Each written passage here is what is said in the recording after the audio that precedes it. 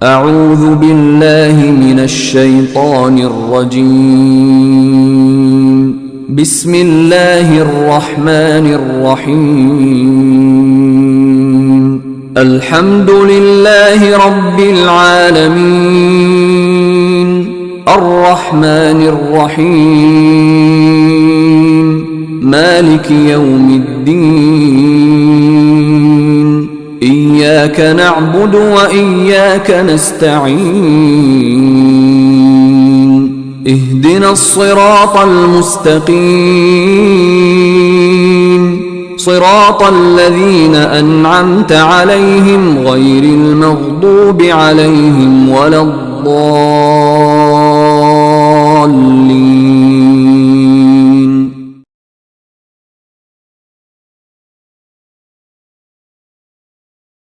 ونستعينه ونستغفره വേണ്ടി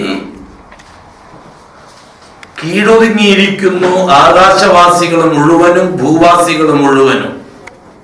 അല്ലെങ്കിൽ ഇസ്തിസ്ലാം. എന്താണ് ഇസ്ലാം കൊണ്ട് ഉദ്ദേശിക്കുന്നത്? അള്ളാഹുവിന്റെ വഹ്ദാനിയത്തിനെ പൂർണ്ണമായി അംഗീകരിച്ചുകൊണ്ട് അവന്റെ വ്യവസ്ഥിതികൾക്ക് കീഴ്പ്പെടുന്നതിന്റെ പേരാണ് ഇസ്ലാം. വെറും കീഴ്പ്പെടുക എന്ന് മാത്രമല്ല ഇസ്ലാമിന്റെ അർത്ഥം. അള്ളാഹുവിന്റെ വഹ്ദാനിയത്ത് അംഗീകരിച്ചുകൊണ്ട് കീഴ്പ്പെടുക. അൽ ഇസ്തിസ്ലാമു ബിവഹ്ദാനിയതിഹി, അള്ളാഹുവിന്റെ വഹ്ദാനിയത്ത് കൊണ്ട് കീഴൊതുങ്ങണം. എങ്ങനെ? അവന്റെ കൽപ്പനകളെ അനുസരിക്കുക മൂലം.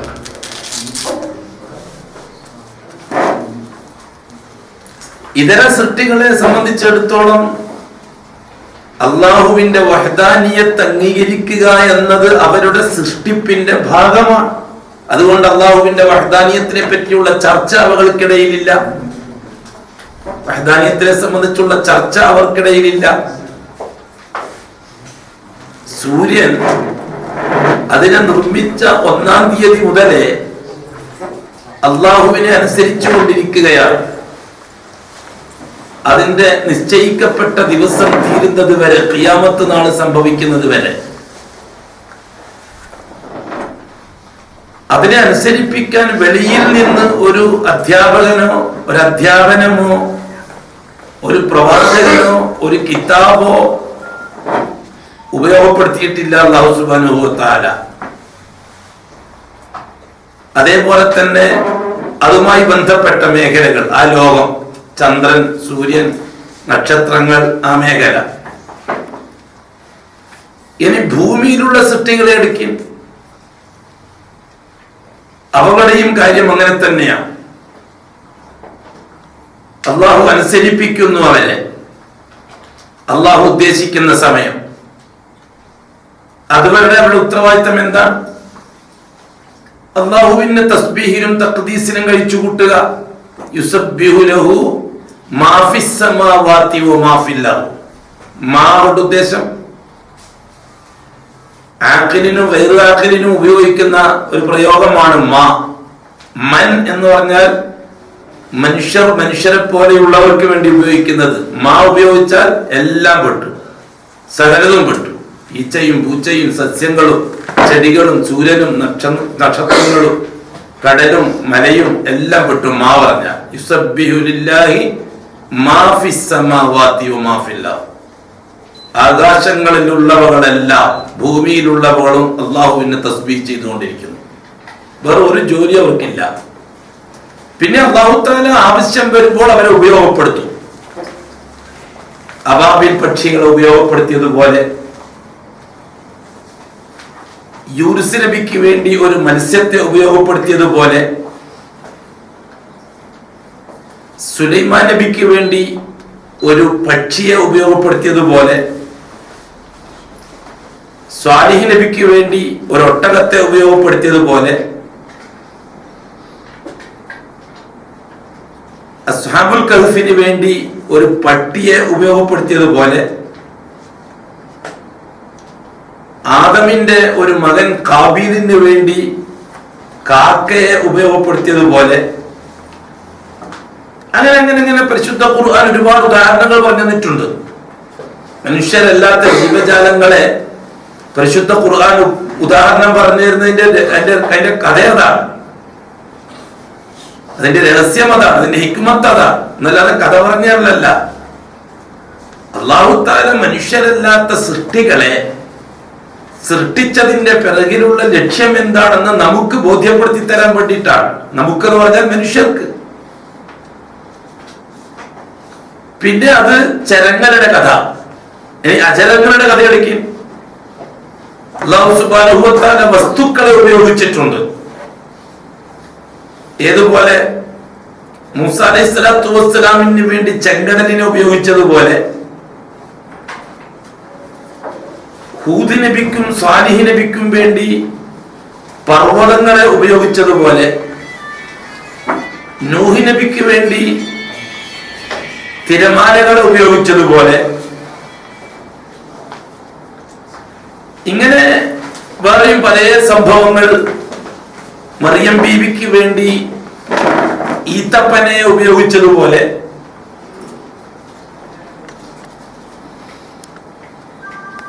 അല്ലാഹു സുബ്ഹാനഹു വ തആല ചർച്ച ചെയ്യാതെ വിട്ട വിഷയങ്ങളൊന്നുമില്ല. എന്തിന്? നമുക്ക് മനസ്സിലാക്കി തരാൻ. അല്ലാഹു സുബ്ഹാനഹു വ തആല എന്താണ് ഇവകളെ കൊണ്ട് ഉദ്ദേശിക്കുന്നത് എന്ന് നമുക്ക് മനസ്സിലാക്കി തരാൻ. ഓരോ സന്ദർഭത്തിൽ അവകളെ ഉപയോഗിച്ച സംഭവങ്ങളാണ് പരിശുദ്ധ ഖുർആനിലൂടെ നമുക്ക് വിശദീകരിച്ചു തരുന്നത്. എന്തിനാണ് പരിശുദ്ധ ഖുർആനിൽ അത്തരം സംഭവങ്ങൾ വിശദീകരിക്കുന്നത്? ആ അല്ലാഹുവിനെ അനുസരിക്കേണ്ടത് എങ്ങനെയാണെന്ന് മനുഷ്യരെ ബോധ്യപ്പെടുത്തി കൊടുക്കാൻ. എന്താണ് മനുഷ്യരിൽ നിന്ന് അല്ലാഹു ഉദ്ദേശിക്കുന്നത് എന്ന് മനുഷ്യർക്ക് മനസ്സിലാക്കി കൊടുക്കാൻ.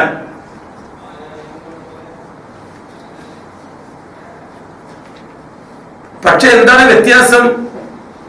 അല്ലാഹു സുബ്ഹാനഹു വ തആല മനുഷ്യരുടെ മേൽ അനുസരണം എന്നത് മനുഷ്യരുടെ സൃഷ്ടിപ്പുമായി ബന്ധപ്പെടുത്തിയില്ല. അതിനെ അല്ലാഹു സ്വതന്ത്രമാക്കി വെച്ചു. പ്രായപൂർത്തി എത്തുന്നത് വരെ മനുഷ്യനോട് നിർബന്ധപൂർവം അത് അല്ലാഹു ആവശ്യപ്പെടുന്നുമില്ല.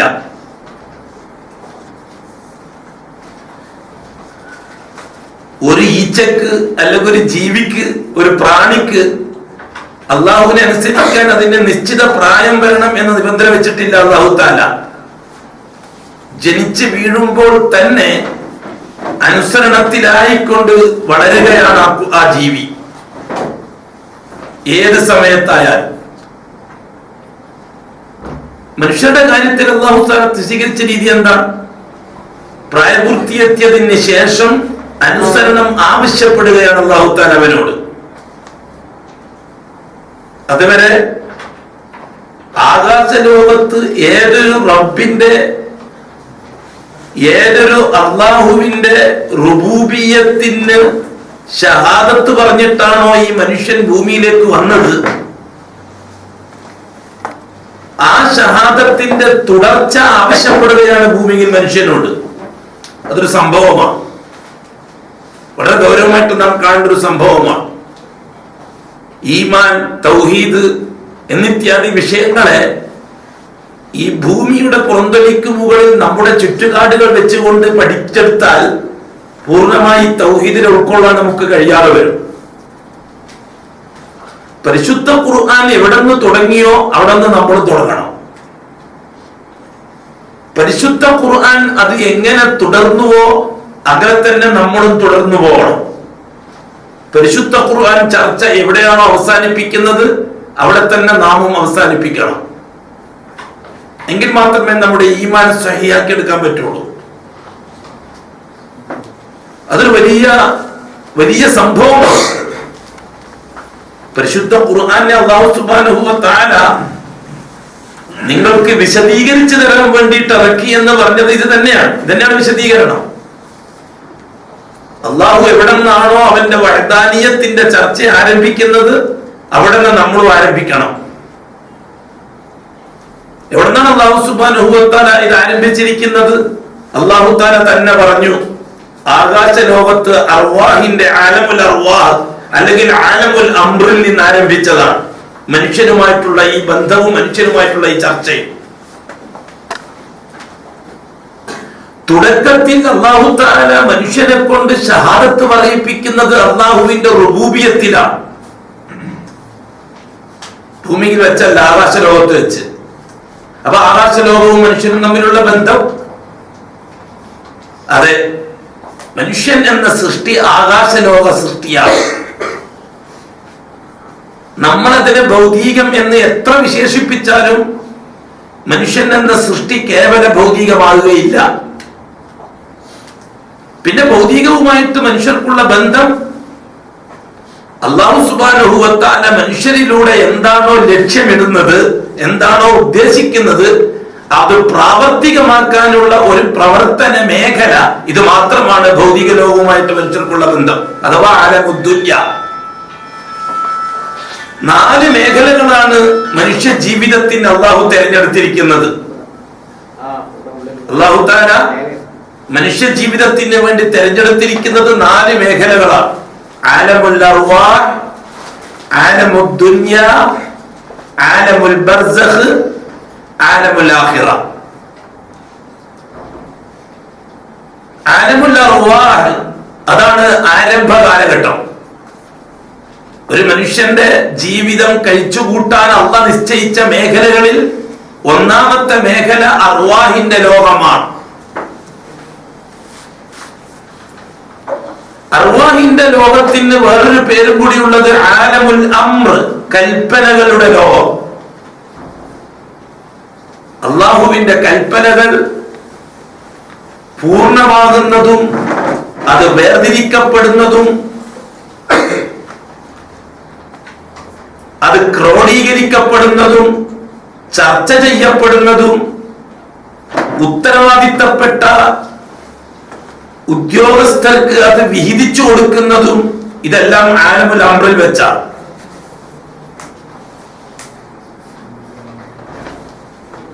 എന്തു പറഞ്ഞു അല്ലാഹു തആല സൂറത്തുൽ ദുഖാനിൽ, ഇന്നാ അൻസൽനാഹു ഫീ ലൈലത്തിൻ മുബാറകത്തിൻ ഇന്നാ കുന്നാ മുൻദിരീൻ ഫീഹാ യുഫ്റഖു കുല്ലു അംരിൻ ഹകീം അംറൻ മിൻ ഇൻദിനാ. തീർച്ചയായും ഈ ഖുർആൻ നാം ഇറക്കിയത് മുബാറക്കായ ഒരു രാത്രിയിലാണ്, ബറക്കത്താക്കപ്പെട്ട ഒരു രാത്രിയിലാണ്. ഏതാണ് രാത്രി? ഹിയ ലൈലത്തുൽ ഖദ്ർ, ഖദ്റിന്റെ രാത്രിയാണ്. ഖദ്റിന്റെ രാത്രിയാണ് എന്നതിന് എന്താ തെളിവ്? ഇന്നാ അൻസൽനാഹു ഫീ ലൈലത്തിൽ ഖദ്ർ, നാം ഖദ്റിന്റെ രാത്രിയിലാണ് ഖുർആൻ ഇറക്കിയത് എന്ന് വ്യക്തമായും സ്പഷ്ടമായും അല്ലാഹു തആല പറഞ്ഞു. ഖദ്റിന്റെ രാത്രി എപ്പോഴാണ്? അത് റമദാൻ മാസത്തിലാണ്. ശഹ്റു റമദാൻ അല്ലദീ ഉൻസില ഫീഹിൽ ഖുർആൻ. എന്നിട്ട് അല്ലാഹു തആല സൂറത്തു ദുഖാനിൽ ലൈലത്തുൽ മുബാറകത്തിനെ വിശദീകരിച്ചുകൊണ്ട് പറഞ്ഞു, ഫീഹാ, ആ രാത്രിയിൽ, യുഫ്റഖു കുല്ലു അംരിൻ ഹകീം, തീരുമാനമാക്കപ്പെട്ട സകല വിഷയങ്ങളെയും വേർതിരിക്കപ്പെടുന്നത് ആ രാത്രിയിലാണ് എന്ന് പറഞ്ഞു അല്ലാഹു തആല. തീരുമാനമാക്കപ്പെട്ട വിഷയം ഏതാ? അല്ലാഹു അവന്റെ ഹാക്കിമീയത്തിലൂടെ സ്വന്തം തീരുമാനിച്ച വിഷയങ്ങൾ, എന്നിട്ട് അവന്റെ ഇൽമിൽ ഉൾക്കൊള്ളിച്ചവ, ആ ഇൽമ് ഫലകത്തിൽ എഴുതി വെച്ച് സൂക്ഷിക്കപ്പെട്ടവ, ഫലകത്തിൽ എഴുതി സൂക്ഷിക്കപ്പെട്ട ഇൽമിൽ എപ്പോഴാണോ അല്ലാഹുവിന്റെ മശീഅത്ത് എത്തുന്നത്, ആ മശീഅത്തിലൂടെ നടപ്പിലാക്കപ്പെടുന്നവ, നടപ്പിലാക്കാൻ ഖാലിഖ് എന്ന സിഫത്ത് ഉപയോഗിച്ച്, ഖാലിഖ് എന്ന ഇസ്മിലെ ഖൽഖ് എന്ന സിഫത്ത് ഉപയോഗിച്ച് ആ കാര്യം പ്രാവർത്തികമാക്കപ്പെടുന്നവ, ഇവകളെല്ലാമുള്ള വിഷയങ്ങൾ അള്ളാഹുവിന്റെ അടുക്കൽ എന്നേ തീരുമാനിക്കപ്പെട്ടു പോയി. അല്ലാഹു തആല പറഞ്ഞെന്താ? കതബല്ലാഹു റസൂലുള്ളാഹി സ്വല്ലല്ലാഹു അലൈഹി വസല്ലം പറഞ്ഞു അള്ളാഹുവിന്റെ ഈ നടപടിക്രമങ്ങളെ സംബന്ധിച്ച് കതബല്ലാഹു മഖാദീറൽ ഖൽഖ്, കതബല്ലാഹു മഖാദീറൽ ഖൽഖ്, അള്ളാഹു സൃഷ്ടിക്കാൻ ഉദ്ദേശിച്ച സകല സൃഷ്ടിജാലങ്ങളുടെയും കൃത്യമായ സ്ഥിതി വിവരണങ്ങൾ അള്ളാഹു റിക്കാർഡാക്കി വെച്ചു. അള്ളാഹ് റിക്കാർഡാക്കി വെച്ചു. മഖാദീറൽ ഖൽഖ്, സകല സൃഷ്ടികളുടെയും സൃഷ്ടിപ്പുമായി ബന്ധപ്പെട്ട സകല സ്ഥിതി വിവരണ കണക്കുകളും അതിന്റെ വിശേഷണങ്ങളും അള്ളാഹ് റിക്കാർഡാക്കി വെച്ചു. ഖബില അൻ യഖ്ലുഖസ് സമാവാതി വൽ അർദ്, ആകാശ ഭൂമികളെ നിർമ്മിക്കുന്നതിന്റെ 50,000 വർഷങ്ങൾക്ക് മുമ്പ്. ഇബ്നു അബ്ബാസിനെ തൊട്ട് റിപ്പോർട്ട് ചെയ്ത സഹിഹായ സനദുള്ള ഹദീസ്. ബഹുമാനമുള്ള സുഹൃത്തുക്കളെ, സഹോദരന്മാരെ, അള്ളാഹുവിന്റെ കാര്യങ്ങൾ വളരെ കൃത്യവും നിഷ്ഠയും ഉള്ളതാണ്. ആ രീതിയിൽ തന്നെ നാം അള്ളാഹുവിനെ മനസ്സിലാക്കണം, അള്ളാഹുവിനെ അംഗീകരിക്കുക എന്ന ഈമാൻ മനസ്സിലാക്കണം, ആ ഈമാനിൽ ഉൾപ്പെടുത്തേണ്ട തൗഹീദിനെയും മനസ്സിലാക്കണം. ആ രീതിയിൽ ഇതൊരു ഒരു വിശ്വസിക്കേണ്ട ഒരു വിഷയം, ഒരു പ്രമേയം, അല്ലെങ്കിൽ ചർച്ച ചെയ്യപ്പെടേണ്ട ഒരു പ്രമേയം, അല്ലെങ്കിൽ എഴുതാനോ പ്രസംഗിക്കാനോ ഉള്ളൊരു വിഷയം, അല്ലെങ്കിൽ ഭൂമിയിൽ ജീവിക്കുന്ന മനുഷ്യൻ അവന്റെ ജീവിതത്തിന്റെ വ്യത്യസ്ത ഭാഗങ്ങളിൽ വിശ്വാസം എന്ന ഭാഗത്തിന് വേണ്ടിയുള്ളൊരു കാര്യം. ആ രീതിയിൽ നാം തൗഹീദിനെ പഠിച്ചാൽ നമുക്ക് മുവഹിദാകാൻ കഴിയില്ല. ഏത് മുവഹിദ്? അല്ലദീന യദ്ഖുലുൽ ജന്നത ബിഗൈരി ഹിസാബിൻ വലാ അദാബ്, ഹിസാബോ അദാബോ കൂടാതെ സ്വർഗ്ഗത്തിൽ നേർക്ക് നേരെ പ്രവേശിക്കുന്ന ഒരു മുവഹിദാകാൻ നമുക്ക് കഴിയില്ല. തൗഹീദ് കൊണ്ട് ഉദ്ദേശിക്കുന്നത് എന്താ? സ്വർഗ്ഗത്തിൽ ഹിസാബില്ലാതെ അദാബില്ലാതെ പ്രവേശിക്കുക എന്താണ്. ഇതാണ് മനുഷ്യരുടെ ജീവിതത്തിന്റെ ലക്ഷ്യം. യദ്ഖുലൂനൽ ജന്നത ബിഗൈരി ഹിസാബിൻ വലാ അദാബ്, അത് തന്നെ ആയിരിക്കണം നമ്മുടെ ലക്ഷ്യം. അത് അങ്ങോട്ടിങ്ങോട്ടും മാറി കുറച്ചു കാലം നരകത്തിൽ, പിന്നെ സ്വർഗത്തിൽ, പുറത്ത് കിട്ടിയാൽ സ്വർഗത്തിൽ, പുറത്ത് കിട്ടിയിട്ടില്ലെങ്കിൽ നരകത്തിൽ, ആ ഒരു ചർച്ചയെ നമുക്കിടയിൽ വരാൻ പാടില്ല. മുവഹിദുകൾക്കിടയിൽ അങ്ങനെ ഒരു ചർച്ചയില്ല. അത് ഒന്നിക്കൽ മുനാഫിക്കുകൾക്കിടയിലുള്ള ചർച്ചയാണ്. അവന്റെ നിഫാഖ് പ്രയോഗിക്കാൻ അവൻ കണ്ടെത്തുന്ന ഒരു ഉപാധിയാണ്. ഒരു കാലം അല്ലാഹു പുറത്തു തരുമല്ലോ, അപ്പൊ നമുക്ക് സ്വർഗത്തിൽ കടക്കാമല്ലോ. ഇത് നിഫാഖിലൂടെ വരുന്ന ചിന്താഗതിയാണ്. ഫാസിഖീങ്ങളും ഫാജിലീങ്ങളും കണ്ടെത്തുന്ന ഒരു ഉപാധിയാണത്. ഫാസിഖീങ്ങൾ തെറ്റുകുറ്റങ്ങൾ ചെയ്യാൻ ആശയുള്ളവർ, ഫുജൂരിയത്ത്, ജീവിതത്തിൽ നട്ടക്കച്ചവടം മാത്രം ചെയ്യുന്നവർ, അവർ രക്ഷപ്പെട്ട് കിട്ടാൻ മനസ്സിനെ സമാധാനിപ്പിക്കാൻ കൊണ്ടുവരുന്ന ഒരു ഉപാധിയാണ്. ഒരു നാൾ എനിക്ക് പുറത്തു കിട്ടും, ഒരു നാൾ ഞാൻ നരകത്തുനിന്ന് മോചിപ്പിക്കപ്പെടും, അല്ലെങ്കിൽ എനിക്ക് പുറത്തു തരും, അല്ലെങ്കിൽ അല്ലാഹു തആല കരുണ ചെയ്യും. ഈ രീതിയിൽ മുർജിഅത്തുകളുടെയും, അതായത് തെറ്റായ വിശ്വാസ പ്രമാണങ്ങൾ കൊണ്ടുവന്ന കുറെ വിഭാഗങ്ങളുണ്ട്. മുഅ്തസിലുകൾ, റാഫിളുകൾ, മുർജിഅക്കാർ, അതേപോലെ തന്നെ മുഅ്തസിലക്കാർ, അതേപോലെ തന്നെ ഖദരിയാക്കൾ, ജബരിയാക്കൾ. അള്ളാഹുവിനെ സംബന്ധിച്ച് തെറ്റായ വികലമായ ചില ചിന്താധാരകളാണ് ഈ പറയപ്പെടുന്നതൊക്കെ. ഇതൊന്നും കർമ്മശാസ്ത്ര രംഗത്തുള്ള അഭിപ്രായങ്ങളോ വ്യത്യാസങ്ങളോ ഒന്നല്ല. അഖീദയിൽ വന്ന തെറ്റായ ചില പ്രമാണങ്ങളാണ് ഇതൊക്കെ. ഏത് കാലം മുതൽ? ഏതാണ്ട് 1-ാം നൂറ്റാണ്ട് 2-ാം നൂറ്റാണ്ട് മുതലേ മുസ്ലിമീങ്ങൾക്കിടയിൽ ഉണ്ടാക്കി തീർത്ത ഫസാദുകളുടെ ചില രീതികളാണ് ഇതൊക്കെ. ഇതൊന്നല്ല നമ്മളെ സംബന്ധിച്ചുള്ള ലക്ഷ്യം. നമ്മുടെ ലക്ഷ്യം എന്താണ്? സ്വർഗത്തിൽ പ്രവേശിക്കുക, ദുഖൂലുൽ ജന്ന. എങ്ങനെ സ്വർഗത്തിൽ പ്രവേശിക്കുക? ബിഗൈരി ഹിസാബിൻ വലാ അദാബ്, ഹിസാബും ഇല്ല, അദാബും ഇല്ല. അതാണ് അള്ളാഹുവിന്റെ ലക്ഷ്യം, അള്ളാഹു ഉദ്ദേശിക്കുന്നത് അതാണ്. അള്ളാഹു ഒരു സാറും സ്കൂളിൽ അഡ്ജസ്റ്റ് ചെയ്ത് ഒരു 3-ാം ക്ലാസ് ആയിട്ട്, 3rd ക്ലാസ് ആയിട്ട് ഒരു 30% വരെ 25% മാർക്ക് വാങ്ങിയ കുട്ടികളെ ലഭിക്കുക, അങ്ങനത്തെ കുട്ടികൾ മതി. അങ്ങനെയൊന്നും ഒരു സാറും ഒരു സ്കൂൾ നടത്തുന്ന, ഒരു സ്ഥാപനം നടത്തുന്ന ഒരാൾ ചിന്തിക്കാറില്ല. ഏതാണ്ട് 100% മാർക്ക് വാങ്ങി ഫസ്റ്റ് റാങ്കോടെ വിജയിക്കണം എന്ന നിയത്തോടെ തന്നെയാണ് അധ്യാപകന്മാരെ കുട്ടികളെ പഠിപ്പിക്കുക. കുട്ടികളും ഒരു ജസ്റ്റ് പാസ് അങ്ങനെ ചിന്തിച്ചിട്ട് രക്ഷിതാക്കളാരും മക്കളെ പഠിപ്പിക്കാറുമില്ല. തോക്കുന്നെങ്കിൽ തോക്കട്ടെ, ജയിക്കുന്നെങ്കിൽ ജയിക്കട്ടെ, അങ്ങനെയും പഠിപ്പിക്കാറില്ല. ലക്ഷ്യബോധമുള്ളവർ, ഉത്തരവാദിത്വ ബോധമുള്ളവർ, അവരുടെ ചിന്ത എപ്പോഴും എന്താ? പരീക്ഷ വരാൻ പോവുകയാണ്, 100% മാർക്ക് വാങ്ങി ഫസ്റ്റ് റാങ്കോടെ ജയിക്കുന്നവരാവണം. ലക്ഷ്യം അതാണ്. അഥവാ പിന്നെ യാദൃച്ഛികമായി സംഭവിച്ചു പോകുന്നത് അത് പിന്നെ ചർച്ച ചെയ്യേണ്ട വിഷയങ്ങളാണ്.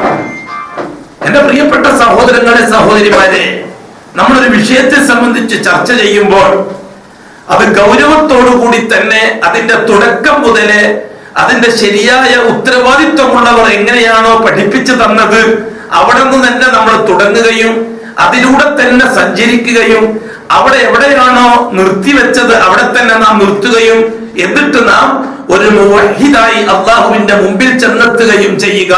ഇതാണ് നമ്മുടെ ലക്ഷ്യം. നമ്മുടെ സംഘടനാ പ്രവർത്തനമായിരുന്നാലും ശരി, പ്രാസ്ഥാനിക പ്രവർത്തനങ്ങളായിരുന്നാലും ശരി, അതേപോലെ തന്നെ പ്രബോധന പ്രവർത്തനങ്ങളായിരുന്നാലും ശരി, പ്രവർത്തനങ്ങൾ, കൂട്ടായ്മകൾ, അതൊക്കെ ഈ പറയപ്പെടുന്ന ലക്ഷ്യം സാക്ഷാത്കരിക്കാൻ ആവശ്യമുള്ള ഒരു ഒരുമിച്ചൂടലുകൾ മാത്രമാണ്. നമ്മുടെ ലക്ഷ്യം എപ്പോഴും എന്താ? ഈ വിഷയത്തിൽ അള്ളാഹു തുടങ്ങിയിടത്തുനിന്ന് തുടങ്ങുക, അള്ളാഹു തുടർന്നിടത്ത് തുടരുക, അള്ളാഹു നിർത്തിയിടത്ത് നിർത്തുക. അതിൽ നാം അനിവാര്യം. അതുകൊണ്ടാണല്ലോ പരിശുദ്ധ ഖുർആൻ ഇൽമിന്റെ ഭാഗത്തിൽ ഒന്നാമത്തേതാണ്, തിരുസുന്നത്തിൽ ഇൽമിന്റെ രണ്ടാമത്തെ ഭാഗമാണ്, ആസാറു സഹാബ ഇൽമിന്റെ മൂന്നാമത്തെ ഭാഗമാണ്. ഇത് മൂന്നല്ലാത്ത ഇൽമില്ല.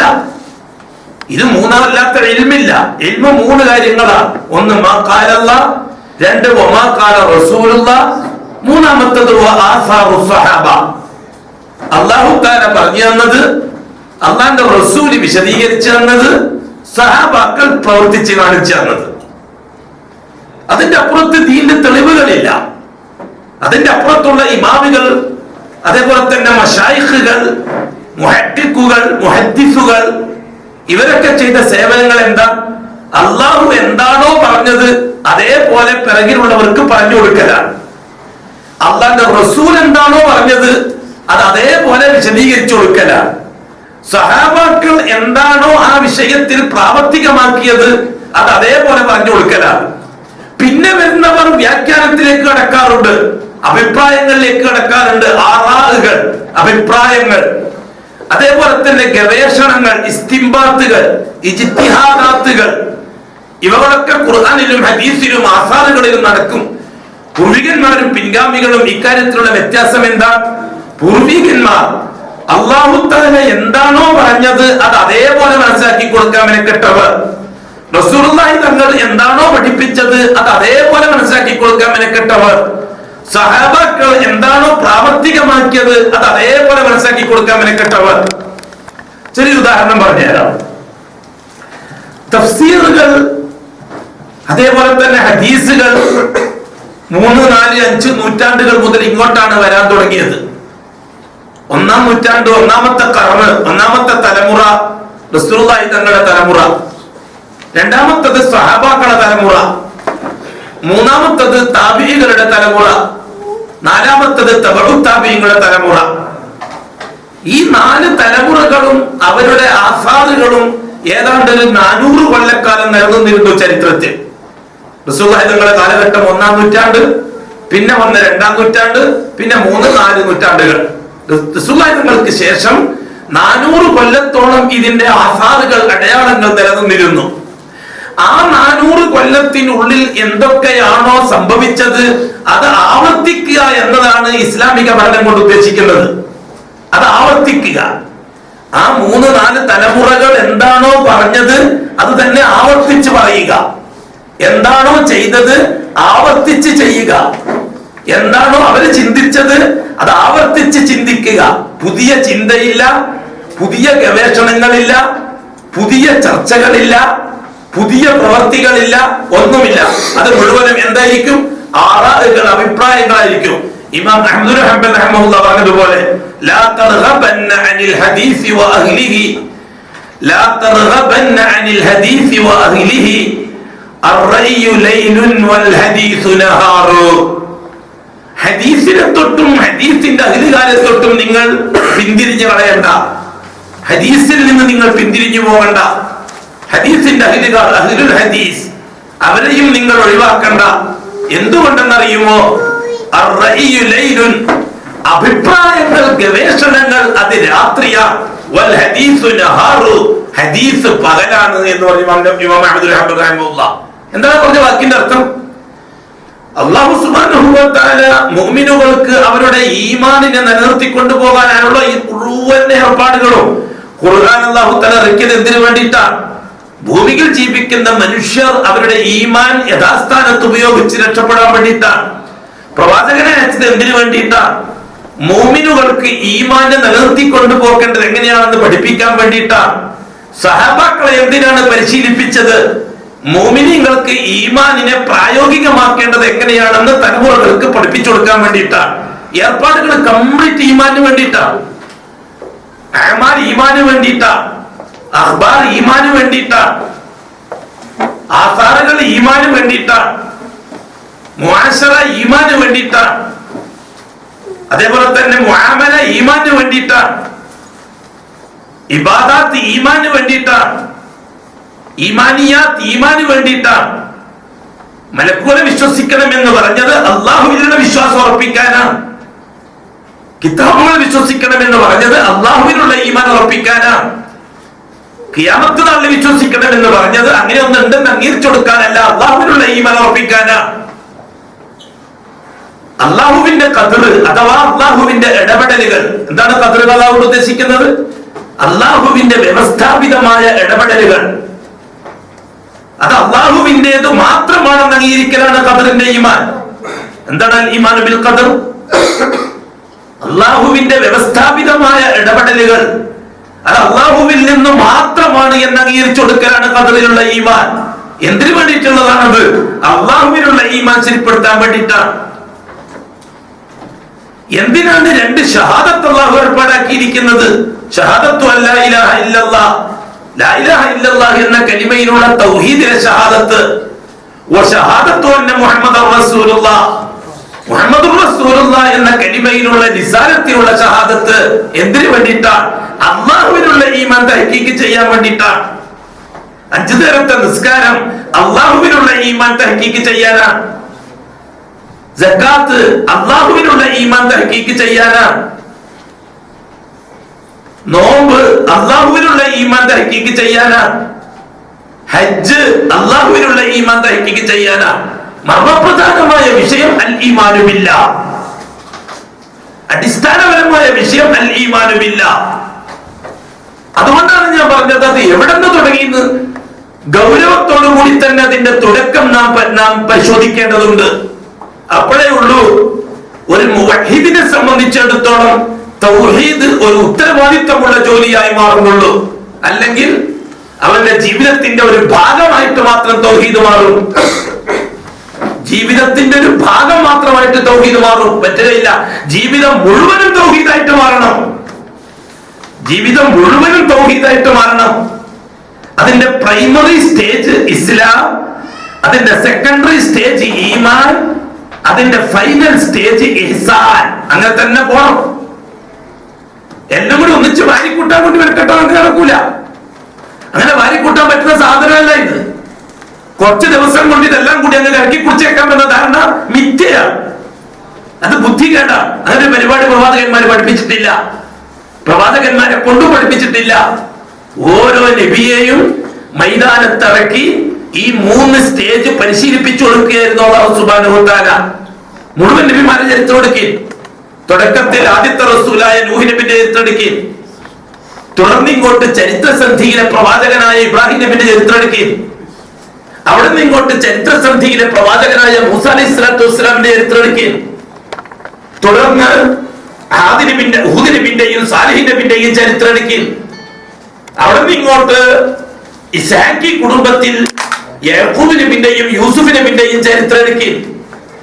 ഇവിടെ എല്ലാം സ്റ്റെപ്പ് സ്റ്റെപ്പായി അല്ലാഹു തആല പ്രവാചകന്മാർക്ക് ഈമാൻ പരിശീലിപ്പിക്കുന്നതായിട്ട് നമുക്ക് കാണാം. ഓരോ സംഭവം എടുത്ത് നോക്കിയാൽ നമുക്ക് കാണാം. ബഹുമാനപ്പെട്ട യാക്കൂബ് നബി അലൈഹിസ്സലാത്തു വസ്സലാം യൂസുഫ് അലൈഹിസ്സലാത്തു വസ്സലാമിനെ വിട്ടുകൊടുക്കാൻ സമ്മതിച്ചില്ല. ഞാൻ ചരിത്രത്തിലേക്ക് കിടക്കുന്നില്ല. ചരിത്രത്തിലേക്ക് കടന്ന ചരിത്രം പറയാൻ വേണ്ടി വരും. യാക്കൂബ് അലൈഹിസ്സലാത്തു വസ്സലാമിന്റെ അടുക്കൽ മക്കൾ പോയിട്ട് എന്താണ് ചോദിച്ചത്? നിങ്ങൾ എന്താണ് ഞങ്ങളെ വിശ്വസിക്കാത്തത്? നിങ്ങൾ എന്താണ് ഞങ്ങളെ അംഗീകരിക്കാത്തത്? ഞങ്ങൾ നിങ്ങളെ മക്കളല്ലേ, എന്തുകൊണ്ടാണ് യൂസുഫിനെ ഞങ്ങൾ ഒന്നിച്ച് നിങ്ങൾ അയച്ചു തരാത്തത്? ഞങ്ങളെ അനുജനല്ലേ യൂസുഫ്? ആ യൂസുഫ് ഞങ്ങൾ ഒന്നിച്ച് കളിക്കാനും ചിരിക്കാനും ആഗ്രഹം പ്രകടിപ്പിക്കുകയല്ലേ? നിങ്ങൾ എന്താണ് യൂസുഫിനെ ഞങ്ങൾ ഒന്നിച്ച് അയച്ചു തരാത്തത്? ബഹുമാനപ്പെട്ട യാക്കൂബ് അലൈഹിസ്സലാത്തു വസ്സലാം പറഞ്ഞ മറുപടി എന്താണ് ആ സമയത്ത്? ലയഹ്സുനുനി അൻ തദ്ഹബൂ ബിഹി വഅഖാഫു അൻ യഅകുലഹു الذئب. ശരി, മനസ്സിലാക്കണം. തൗഹീദാണ്. നമുക്ക് കഥയാണ്, നമ്മളതല്ലേ പഠിച്ചതും. യൂസുഫ് കിസ്സപ്പാട്ട്, ബദർ കിസ്സപ്പാട്ട്, അങ്ങനെ ഇവിടെ എന്താണ് യാക്കൂബ് അലൈഹിസ്സലാത്തു വസ്സലാം പറഞ്ഞ മറുപടി? ഖുർആനാണ് മനസ്സിലാക്കണം. പരിശുദ്ധ ഖുർആൻ അതിന്റേതായ വില തന്നെ നൽകണം. നമുക്ക് തൗഹീദ് എന്ന് പറഞ്ഞാൽ അങ്ങനെ ഭൂരിപക്ഷം ജനങ്ങളും അങ്ങനെ മുവഹിദീകളാണെന്ന് ഒരു നിർബന്ധം അല്ലാഹു തആലക്കില്ല.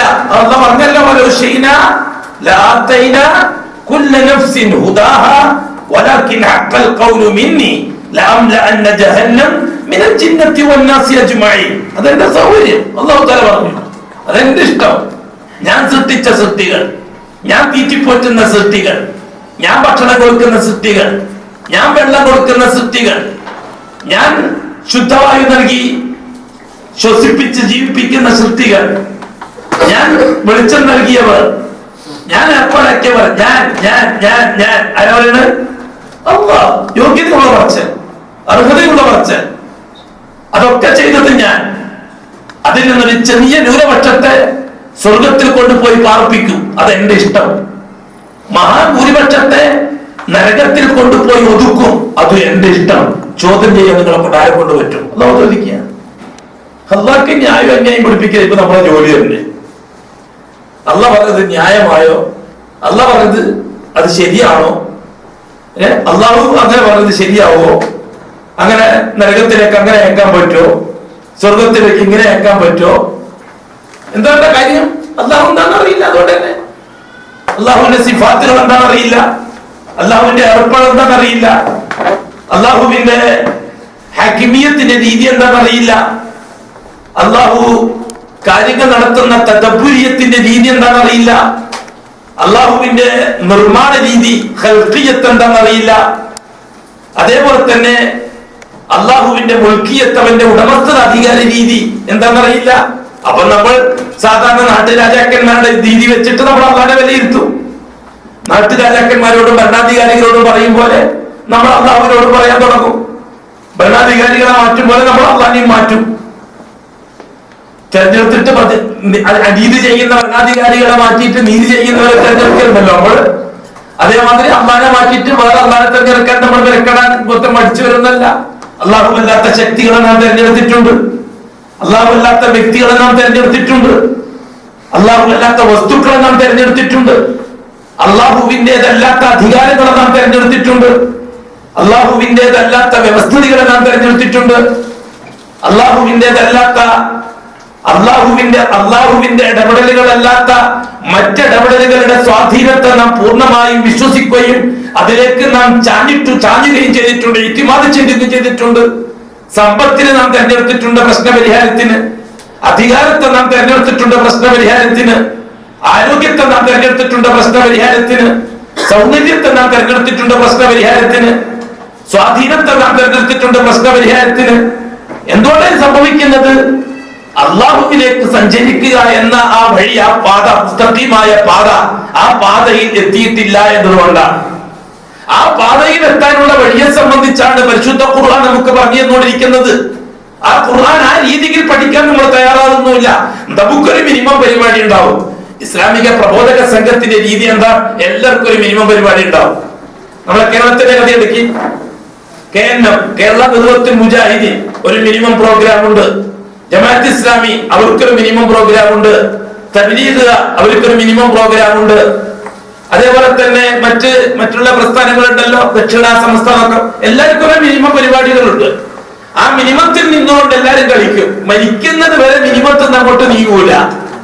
മിനിമത്തിൽ നിന്ന് അങ്ങോട്ട് നീങ്ങുന്ന പ്രശ്നമില്ല മരിക്കുന്നത് വരെ. എന്നാൽ ദീനുൽ ഇസ്ലാമിന്റെ രീതി എന്താ? തുടക്കം ഇസ്ലാം, അതിന്റെ മധ്യരീതി ഈമാൻ, അതിന്റെ അവസാനത്തെ രീതി ഇഹ്സാൻ. എല്ലാരും പറയും എല്ലാം കൂടി മൊത്തത്തിൽ കഷായം കുടിക്കും പോലെ കുടിച്ചിരിക്കുകയാണ്, അങ്ങോട്ട് പ്രശ്നങ്ങളൊന്നും ഇല്ല സുഹൃത്തുക്കളെ, ഇല്ല. അമ്പിയ മുസ്ലിങ്ങൾക്ക് കൂടി അങ്ങനെ ചാൻസ് അല്ലാത്തവരെ കൊടുത്തിട്ടില്ല. നമുക്കൊരു കുറച്ച് ദിവസം കൊണ്ട് കുറച്ചൊരു ക്ലാസ്സിൽ പങ്കെടുത്ത് അല്ലെങ്കിൽ കുറച്ച് ദിവസം ഇതുമായിട്ട് ബന്ധപ്പെട്ട് കുറച്ച് തൈലീമിന്റെ കാര്യങ്ങളൊക്കെ മനസ്സിലാക്കി ഇല്ല, അമ്പിയ മുസ്ലിങ്ങൾക്കും കൂടി അങ്ങനെ ഒരു രീതി അള്ളാഹു തആല കൊടുത്തിട്ടില്ല.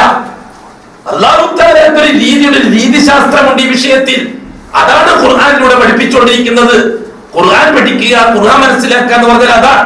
ഹദീസ് മനസ്സിലാക്കുക, ഹദീസ് പഠിക്കുക എന്ന് പറഞ്ഞാൽ അതാണ്. ഈമാന്റെ നിലനിൽപ്പിന് അള്ളാഹു സ്വീകരിച്ചൊരു രീതിശാസ്ത്രം, അതിലൂടെ നാം നമ്മുടെ ഈമാൻ സംരക്ഷിക്കാൻ ആവശ്യമായ മേഖലകൾ കണ്ടെത്തുക. ഇവിടെയാണ് ഞാനൊരു ചെറിയൊരു ഉദാഹരണം പറയാൻ വേണ്ടിയിട്ടാണ്, കാരണം ചരിത്രം നീണ്ടുപോയ വിഷമാണ്. ബഹുമാനപ്പെട്ട യാക്കൂബ് അലൈഹിസ്സലാത്തു വസ്സലാം അപ്പോൾ ജ്യേഷ്ഠന്മാരോട് പറഞ്ഞ സംഭവം എന്താണ് പറയുന്നത്? അതിന് മാത്രം ഞാൻ ഒതുക്കാം. ആ സൂറത്ത് യൂസുഫിൽ അല്ലാഹു തആല മൊത്തത്തിൽ പറയാൻ ഉദ്ദേശിച്ച വിഷയം ഈ രണ്ട് വാക്കിൽ ഒതുക്കുകയാണ്. ഒന്നാമത്തെ വാക്ക് എന്താണ്? ബഹുമാനപ്പെട്ട യാക്കൂബ് അലൈഹിസ്സലാത്തു വസ്സലാം പറഞ്ഞു, ലയഹ്സുനനി, തീർച്ചയായും എന്നെ ദുഃഖിപ്പിക്കുന്നു, അൻതദ്ഹബൂ ബിഹി, യൂസുഫിനെയും കൊണ്ട് നിങ്ങൾ പോകുക എന്നത് എന്നെ വല്ലാതെ വിഷമിപ്പിക്കുന്ന കാര്യമാണ്, എന്നെ വല്ലാതെ വേദനിപ്പിക്കുന്ന കാര്യമാണ്. കൂടാതെ ഞാൻ പേടിക്കുകയും ചെയ്യുന്നു, എന്റെ മോനെ ചെന്നായ തിന്നേക്കുമെന്ന് ഞാൻ പേടിക്കുകയും ചെയ്യുന്നു. ഖുർആൻ സൂറത്ത് യൂസുഫ്. ഇവിടെ രണ്ട് വിഷയങ്ങൾ. യാക്കൂബ് അലൈഹിസ്സലാത്തു വസ്സലാമിന് ക്ലാസ് കൊടുക്കണം അല്ലാഹു തആല. നമുക്ക് ഒരു ചരിത്രം, ഒരു കഥ, എങ്ങനെ കഥ അങ്ങനെ തന്നെ നമ്മൾ പറയാറ്. ഖുർആൻ കഥകൾ അങ്ങനെ കഥകൾ മലയാളത്തില് കേട്ട് കേൾവി. ആരും ഉണ്ടാവില്ല, ഒടിയോടുണ്ടാവില്ല. അതിന്റെ കഥാപാത്രങ്ങളെല്ലാം സങ്കല്പങ്ങളായിരിക്കും, വിഷയവും സങ്കല്പമായിരിക്കും. ഇതേപോലെ ഖുർആൻ കഥ നമ്മളെ പലപ്പോഴും മലയാളത്തിലുള്ള പ്രയോഗം നമ്മളെ ഒരുപാട് അകറ്റിയിട്ടുണ്ട്. ഖുർആനിൽ നിന്ന്, ഹദീസിൽ നിന്നും നമ്മളെ അകറ്റിയിട്ടുണ്ട്. എന്നിട്ട് വെറും ചില വാചകങ്ങളിൽ മാത്രം നാം പിടിച്ചു നിൽക്കുകയും ചെയ്യുന്നുണ്ട്. ഇല്ല, അല്ലാഹു സുബ്ഹാനഹു വ തആല സൂറത്ത് യൂസുഫിലൂടെ ഈമാന്റെ വ്യത്യസ്ത ഘട്ടങ്ങൾ പഠിപ്പിക്കുകയാണ്. യാക്കൂബ് അലൈഹിസ്സലാത്തു വസ്സലാമിന് അല്ലാഹു നൽകുന്ന പരിശീലനമാണത്. ഇവിടെ ബഹുമാനപ്പെട്ട യാക്കൂബ് നബി സ്വീകരിച്ച രീതി എന്താ? തുടക്കം, ഈമാന്റെ തുടക്കമാണ് യാക്കൂബ് അലൈഹിസ്സലാത്തു വസ്സലാം സ്വീകരിച്ചത്. എന്താണ് തുടക്കം? അൽ ഇസ്ലാം. ഞാൻ പറഞ്ഞല്ലോ, അനുവദിക്കപ്പെട്ട അസ്ബാബുകളെ പരിഗണിച്ചുകൊണ്ട് തന്നെ ഇസ്ലാമിന്റെ വ്യവസ്ഥകളെ അംഗീകരിക്കലാണ് തുടക്കം. അതാണ് ഈമാന്റെ ആദ്യത്തെ പരിശീലനം. അതാണ്. അതനുസരിച്ചാണ് യാക്കൂബ് അലൈഹിസ്സലാത്തു വസ്സലാം മടി പറഞ്ഞത്.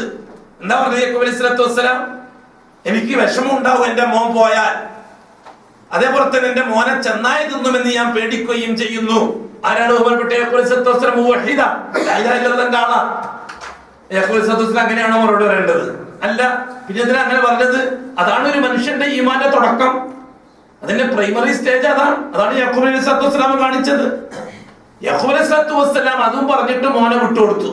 പക്ഷെ അല്ലാഹു സുബ്ഹാനഹു വ തആല യാക്കൂബ് അലൈഹിസ്സലാത്തു വസ്സലാമിനെ രണ്ടാമത്തെ ഗ്രേഡിൽ എത്തിച്ചു. എന്താണ് രണ്ടാമത്തെ ഗ്രേഡ്? രണ്ടാമത്തെ ഗ്രേഡ് എന്താണ്? ഈമാൻ. എന്താണ് ഈമാൻ?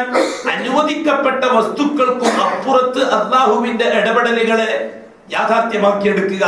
അനുവദിക്കപ്പെട്ട വസ്തുക്കൾക്കും അപ്പുറത്ത് അല്ലാഹുവിന്റെ ഇടപെടലുകളെ യാഥാർത്ഥ്യമാക്കിയെടുക്കുക. അതാണ് ഈമാന്റെ പരിശീലനം. ബഹുമാനപ്പെട്ട യാക്കൂബ് അലൈഹിസ്സലാത്തു വസ്സലാം സംഭവം എന്നിടക്ക് കുറെ നടന്നു, അതിപ്പോ വിശദീകരിക്കുന്നില്ല. അവസാനം ഹദ്റത്ത് യൂസുഫ് അലൈഹിസ്സലാത്തു വസ്സലാം ഈജിപ്തിലെ മന്ത്രിയായി, രാജാവിന്റെ ഭരണത്തിൽ പങ്കാളിയായി. അവിടുത്തെ അല്ലാഹു തആല നൽകിയിരിക്കുന്ന ഇൽമനുസരിച്ചുള്ള പ്രവർത്തനങ്ങൾ തുടങ്ങി, സ്വപ്ന വ്യാഖ്യാനങ്ങൾ പറഞ്ഞു കൊടുക്കാൻ തുടങ്ങി. രാജാവിന്റെ സ്വപ്നമനുസരിച്ചാണല്ലോ മന്ത്രിസ്ഥാനത്തെത്തുന്നതും. 7 കൊല്ലം നൈൽ നദിയുടെയും ചെങ്കടലിന്റെയും തീരത്ത് ഭയങ്കരമായ കൃഷി ഇറക്കുന്നതും, ആ കൃഷി വിളവ് ആവശ്യത്തിന് മാത്രം ഉപയോഗിച്ച് ബാക്കി ഗോഡൌണുകളിൽ സൂക്ഷിച്ചു വെച്ചതും, അത് കഴിഞ്ഞ് തുടർന്ന് വന്ന 7 കൊല്ലം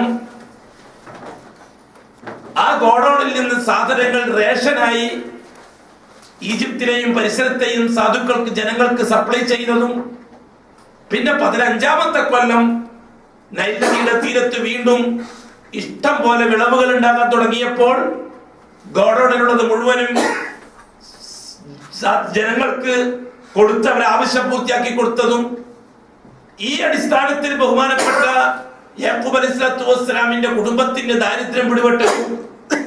ആ ദാരിദ്ര്യ നിർമ്മാർജ്ജനത്തിന് കേട്ടുകേൾവിന്റെ അടിസ്ഥാനത്തിൽ ഈജിപ്തിലുള്ള രാജാവ് ധാന്യങ്ങൾ സപ്ലൈ ചെയ്യുന്നുണ്ട് എന്ന് മനസ്സിലാക്കി അങ്ങോട്ട് പോയതും അവിടെ നിന്ന് ധാന്യങ്ങളുമായി തിരിച്ചു വരുമ്പോൾ വീട്ടിലുള്ള കുട്ടികളെ മുഴുവനും കൊണ്ടുവരണമെന്ന് നിർദ്ദേശിച്ച് അവസാനത്തെ കുട്ടിയായ ബിന്യാമീനെ കൊണ്ടുപോകാൻ ഏർപ്പാടാക്കുകയും രണ്ടാമത്തെ പോക്ക് പോകുമ്പോൾ ബിന്യാമീനെയും കൊണ്ടേ ഞങ്ങൾ പോവുള്ളൂ, രാജാവ് അങ്ങനെ പറഞ്ഞിട്ടുണ്ട്, ഇല്ലെങ്കിൽ തരൂല, ബിന്യാമീനെയും കൊണ്ട് പോയാൽ ഒരു ചാക്ക് അധികം തരാമെന്ന് പറഞ്ഞിട്ടുണ്ട്. അപ്പോൾ ബഹുമാനപ്പെട്ട യാക്കൂബ് പറഞ്ഞ വാക്ക് എന്താണ്? ഇപ്പൊ ഈമാന്റെ സ്റ്റേജിലെത്തി, ഇപ്പൊ സെക്കൻഡ് സ്റ്റേജിലെത്തി, അതിന്റെ സെക്കൻഡറി സ്റ്റേജിലെത്തി. അപ്പൊ ബഹുമാനപ്പെട്ട യാക്കൂബ് എന്താണ്? എനിക്ക് പേടിയാവുന്നു, നിങ്ങൾ അവനെ നഷ്ടപ്പെടുത്തി കഴിഞ്ഞു, ഒന്നും പറഞ്ഞില്ല. എന്താ പറഞ്ഞത്? ശരി, നിങ്ങൾ കൊണ്ടുപോ, എന്റെ അല്ലാഹ് അർഹമുർ റഹീമീനാണ്, എന്റെ ആ മോനെയും അല്ലാഹു തആല എനിക്ക് തിരിച്ചു തരും, എന്റെ മറ്റേ മോനെയും അല്ലാഹു തആല തിരിച്ചു തരും. ഇപ്പൊ പുരോഗതി പ്രാപിച്ചു. ഇപ്പൊ ആദ്യത്തെ രംഗത്ത് നിന്ന് നീങ്ങി ബഹുമാനപ്പെട്ട ബഹുമാനപ്പെട്ട യാക്കൂബ് അലൈഹിസ്സലാത്തു വസ്സലാം അല്ലാഹു സുബ്ഹാനഹു വ തആല ആ സ്റ്റേജിൽ എത്തിച്ചു. ഇപ്പൊ യാക്കൂബ് അലൈഹിസ്സലാത്തു വസ്സലാമിനെ ഒരു കാരണവശാലും ഞാൻ വിട്ടുതരൂല, എന്റെ മറ്റേ മോനെ ചെന്നായി പിടിച്ചു നിന്നതാണ്. ഇതേപോലെ യാത്ര ചെയ്ത് അസ്ബാബുകളുമായി ഒരു സംസാരവും ഈ വിഷയത്തിലില്ല. ഇപ്പോൾ നേരത്തെ അസ്ബാബുകൾ സ്വാഭാവികമാണ്, കാട്ടിലൂടെ യാത്ര ചെയ്യുമ്പോൾ ചെന്നായി പിടിച്ചു കളയും, അല്ലെങ്കിൽ കുറുക്കം പിടിക്കും എന്നൊക്കെ നമ്മൾ പറയും, സാധാരണയാണ്. അത് അനുവദിക്കപ്പെട്ട അസ്ബാബുകളാണ്. കോഴിക്ക് കൂടുണ്ടാക്കുന്നത് എന്തുകൊണ്ടാണ്? അനുവദിക്കപ്പെട്ട അസ്ബാബ് എന്നുള്ള നിലക്കാണ്. എന്നല്ലാതെ കോഴിക്കൂട് കൊണ്ട് കോഴി കാക്കപ്പെടും, കുറുക്കൻ രക്ഷിക്കും എന്നുള്ള വിശ്വാസപ്രകാരമല്ല. മുഅ്മിനീങ്ങളായ നമ്മളും കോഴിക്കൂട് ഉണ്ടാക്കുന്നത് അല്ലാഹു നിർദ്ദേശിച്ചനുസരിച്ചാണ്, നമ്മുടെ ഉത്തരവാദിത്വം നിർവഹിക്കുക എന്നുള്ള രീതിയിലാണ്. അനുവദിക്കപ്പെട്ട അസ്ബാബുകളെ വെച്ചുകൊണ്ട് അള്ളാഹുവിന്റെ ഇടപെടലുകളെ പരിഗണിക്കുക എന്നുള്ളതാണ് ആ രീതിയിൽ കാണുന്നത്. അല്ലാഹ് അനുവദിച്ചു തന്ന വസ്തുക്കളെ, അനുവദിച്ചു തന്ന ശക്തികളെ, അനുവദിച്ചു തന്ന വ്യക്തികളെ ഉപയോഗപ്പെടുത്തിക്കൊണ്ട് നമ്മുടെ പ്രശ്നത്തെ പരിഹരിക്കുന്ന രീതി, ഇതിൽ ഈമാന്റെ കുഴപ്പം വരുന്നില്ല. പക്ഷേ അത് ഈമാന്റെ പ്രൈമറി സ്റ്റേജേ ആകുന്നുള്ളൂ. സെക്കൻഡറി സ്റ്റേജിൽ എത്താൻ ആഗ്രഹിക്കുന്നവർ അവിടെ തന്നെ നിന്നാൽ ശരിയാകുകയില്ല, അവിടെ കുറച്ചും കൂടി പുരോഗതി പ്രാപിക്കേണ്ടതുണ്ട്. അനുവദിക്കപ്പെട്ട അസ്ബാബുകളിൽ ആശ്രയിക്കാതെ തന്നെ അള്ളാഹു കാര്യത്തിൽ ഇടപെടുന്നുണ്ടോ എന്ന് പരീക്ഷിക്കാൻ തയ്യാറാകണം. അതാണ് ഈമാന്റെ പുരോഗതി. ബഹുമാനപ്പെട്ട യാക്കൂബ് അലൈഹിസ്സലാത്തു വസ്സലാം അതിൽ ജയിച്ചു. യാക്കൂബ് അലൈഹിസ്സലാത്തു വസ്സലാമിന്റെ ആ ഈമാൻ ഫലവത്തായി. അല്ലാഹു തആല അതിന് ഏർപ്പാടുണ്ടാക്കി. ബിന്യാമീനും യൂസുഫിന്റെയും ഒന്നിച്ച് ബാപ്പയും മക്കളും ഭാര്യയും ആ 12 കുടുംബം, അവരെ മക്കള്, അവരെ മക്കളെ മക്കള്, അങ്ങനെ ഒരു സംഘം ഈജിപ്തിൽ താമസിക്കാൻ തയ്യാറായി, താമസിക്കാൻ അവസരമുണ്ടായി. മോന്റെ ഒന്നിച്ചും എല്ലാം മോന്റെ ഒന്നിച്ചും ബഹുമാനപ്പെട്ട യൂസുഫ് അലൈഹിസ്സലാത്തു വസ്സലാം, യാക്കൂബ് അലൈഹിസ്സലാത്തു വസ്സലാം ഈ സന്ദർഭത്തിൽ കൂട്ടമായിട്ട് പറഞ്ഞ വിഷയം എന്താണ്? ഇതെല്ലാം സാക്ഷിയായിക്കൊണ്ട് യൂസുഫ് അലൈഹിസ്സലാത്തു വസ്സലാം പറഞ്ഞ അവസാനത്തെ വാക്ക്, ആ സംഭവം അല്ലാഹു തആല അവസാനിപ്പിക്കുന്ന അങ്ങനെയാണ്. യൂസുഫ് അലൈഹിസ്സലാത്തു വസ്സലാം പറഞ്ഞു, റബ്ബി ഖദ് ആതൈതനി മിനൽ മുൽക്കി വഅല്ലംതനി മിൻ തഅ്വീലിൽ അഹാദീസി ഫാത്തിറസ് സമാവാതി വൽ അർദ് അൻത വലിയ്യി ഫിദ് ദുനിയ വൽ ആഖിറ തവഫനി മുസ്ലിമൻ വഅൽഹിഖ്നി ബിസ്സാലിഹീൻ. ഫൈനൽ എനിക്ക് മുഹ്സിനീങ്ങളുടെ കൂട്ടത്തിലാവണം, എനിക്ക് സാലിഹീങ്ങളുടെ കൂട്ടത്തിൽ ഉൾപ്പെടണം, എനിക്ക് രക്ഷപ്പെടുന്നവരുടെ കൂട്ടത്തിലാവണം. രക്ഷപ്പെടുന്നവർ ആരാണ്? മുഹ്സിനീങ്ങളാണ്. എന്താണ് ഇഹ്സാൻ? അനുവദിക്കപ്പെട്ട അസ്ബാബുകളും അനുവദിക്കപ്പെടാത്ത അസ്ബാബുകളും അതിന്റെ അപ്പുറത്തുള്ളതും ഒന്നും എന്റെയും എന്റെ അള്ളാന്റെയും ഇടയിൽ ഒരു തടസ്സമാകാത്ത രീതിയിൽ ലൈസ ബൈനി വബൈന റബ്ബി ഷൈ, എന്റെയും എന്റെ റബ്ബിന്റെയും ഇടയിൽ ഞാനും എന്റെ റബ്ബും അല്ലാതെ വേറെ ഒന്നുമില്ല എന്ന യാഥാർത്ഥ്യം ഹൃദയത്തെ ബോധിപ്പിച്ചുകൊണ്ട് മരിക്കുക. ബഹുമാനപ്പെട്ട യാക്കൂബ് അലൈഹിസ്സലാത്തു വസ്സലാമിന് കിട്ടിയ പരിശീലനം അതായിരുന്നു. യൂസുഫ് അലൈഹിസ്സലാത്തു വസ്സലാമിന് കിട്ടിയ പരിശീലനം അതായിരുന്നു. ഇബ്രാഹിം അലൈഹിസ്സലാത്തു വസ്സലാമിന് കിട്ടിയ പരിശീലനം അതായിരുന്നു. അവസാനം മുഹമ്മദ് മുസ്തഫ സ്വല്ലല്ലാഹു അലൈഹി വസല്ലമ തങ്ങൾക്ക് കിട്ടിയ പരിശീലനവും അതായിരുന്നു. അപ്പൊ എന്റെ ബഹുമാനമുള്ള സഹോദരന്മാരെ, സഹോദരിമാരെ, വിഷയം കുറച്ച് ഗൗരവമുള്ളതാണ്. നന്നായിട്ട് ചിന്തിക്കാൻ നന്നായിട്ട് മനസ്സിലാക്കാൻ സമൂഹം തയ്യാറാകണം. വലിയ കൂട്ടക്കാർക്ക് ഒരു 1000 ആൾക്കാരെ കൂട്ടത്തിൽ കേട്ടു, അതിലൊരു 100 പേർക്ക് ദീനുൽ ഇസ്ലാമിന്റെ പ്രാഥമികത്വം മനസ്സിലാവും, അതിലൊരു 50 പേർക്ക് അതിന്റെ സെക്കൻഡറി സ്റ്റേജ് മനസ്സിലാവും, അതിൽ ഏതാണ്ട് ഒരു 10 പേർക്ക് ചുരുങ്ങിയത് അതിന്റെ അവസാനത്തെ സ്റ്റേജായ ഇഹ്സാനും മനസ്സിലാവും. അത്രേ അള്ളാഹു ഉദ്ദേശിക്കുന്നുള്ളൂ. അള്ളാഹു അത്രേ ഉദ്ദേശിക്കുന്നുള്ളൂ. ആ ഉദ്ദേശിക്കുന്ന കൂട്ടത്തിൽ നമ്മളാവണം. അതാണ് നമ്മുടെ ശ്രമം. നമ്മൾ തൗഹീദ് പറയുന്നത്, തൗഹീദ് കേൾക്കുന്നത്, ഇതെല്ലാം ആ രീതിയിലാവാൻ വേണ്ടിയിട്ടുള്ളതാണ്. നമ്മൾ സ്വയം ചിന്തിക്കണം, മനസ്സിലാക്കണം, ഇപ്പോഴും നമ്മൾ ഏത് സ്റ്റേജിലാണ്. നമ്മൾ ഇപ്പോഴും ആ പ്രൈമറി സ്റ്റേജിൽ നിന്ന് കളിക്കുകയാണോ, അതോ സെക്കൻഡറി സ്റ്റേജിൽ എത്തിയിട്ടുണ്ടോ, ഈമാന്റെ സ്റ്റേജിൽ എത്തിയിട്ടുണ്ടോ? ഇനി എന്നാണ് ഇഹ്സാന്റെ സ്റ്റേജിൽ എത്തുക?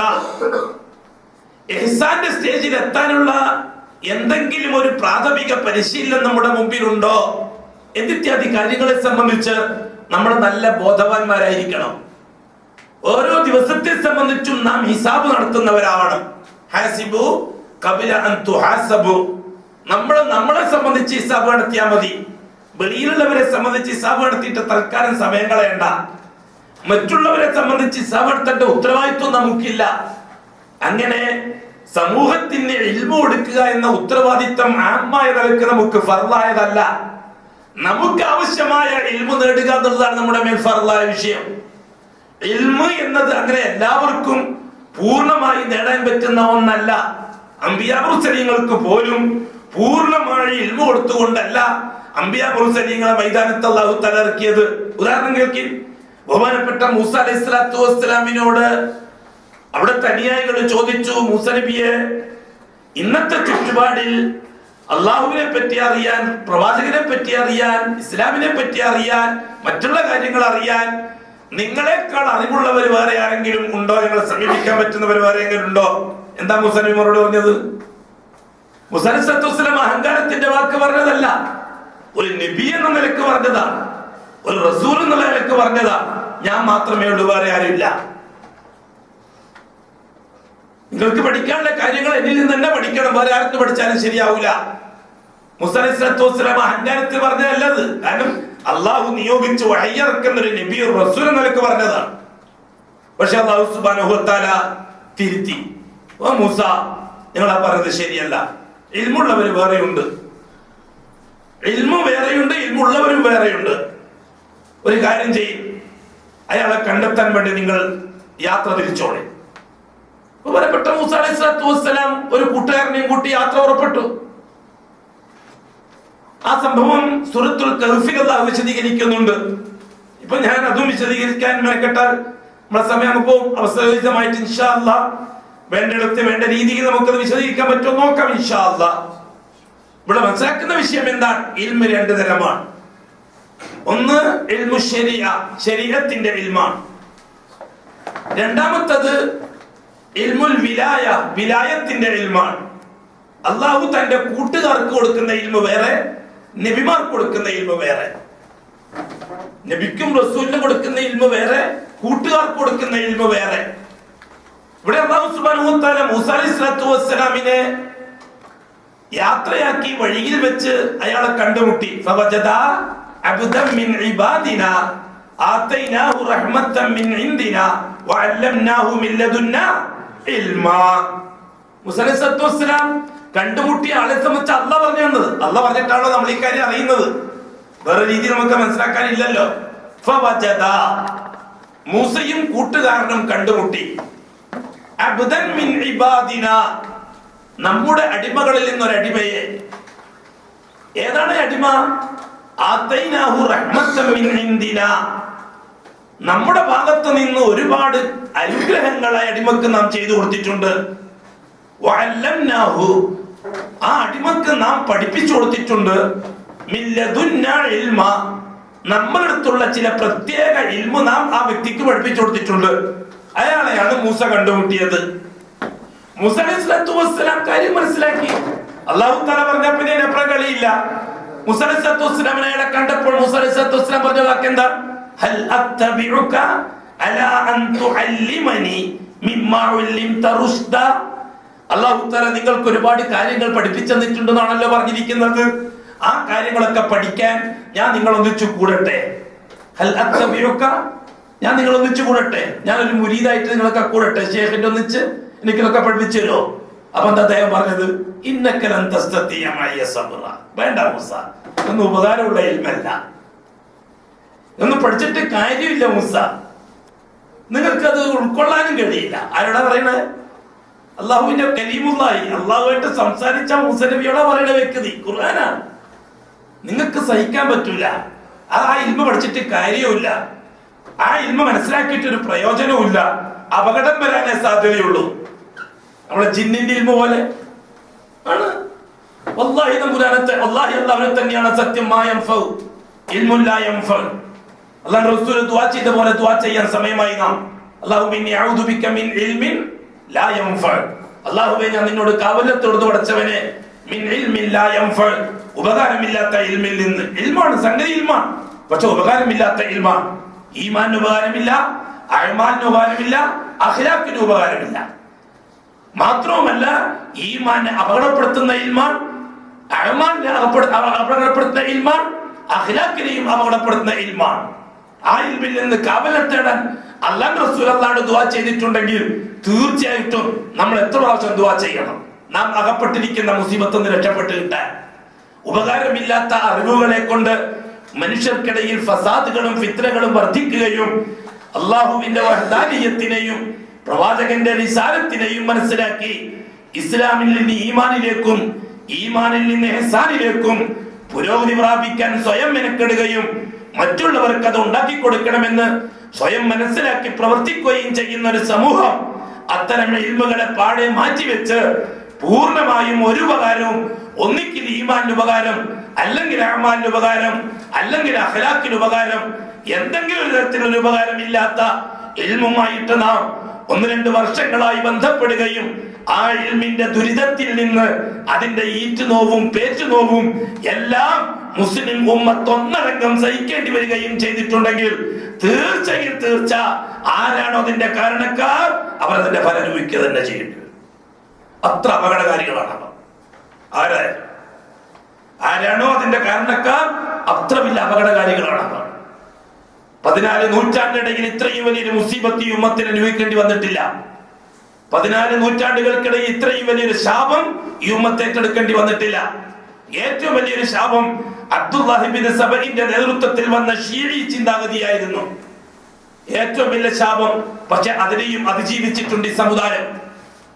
അബ്ദുല്ലാഹി ഇബ്നു സബഅ തുടങ്ങി വെച്ചതും ബഹുമാനപ്പെട്ട സഹാബാക്കൾക്കിടയിൽ അഭിപ്രായ വ്യത്യാസങ്ങൾ ഉണ്ടാക്കാനും, സഹാബാക്കളെ പറ്റി സംശയത്തിന്റെ കണ്ണുകൊണ്ട് കാണാൻ നോക്കാനും, സഹാബാക്കളെ സംബന്ധിച്ച് തെറ്റായ ചില ബോധങ്ങൾ ഉണ്ടാക്കിയെടുക്കാനും, എന്നിട്ട് സ്വന്തം താല്പര്യങ്ങളെ വളർത്തിയെടുക്കാനും അബ്ദുല്ലാഹി ഇബ്നു സബഅ തുടങ്ങി വെച്ച ആ രംഗം ഹിജ്റ 1-ാം നൂറ്റാണ്ടിൽ തന്നെ ഉമ്മത്തിന്റെ ഉള്ളകത്ത് ചെന്നു ചേരുകയും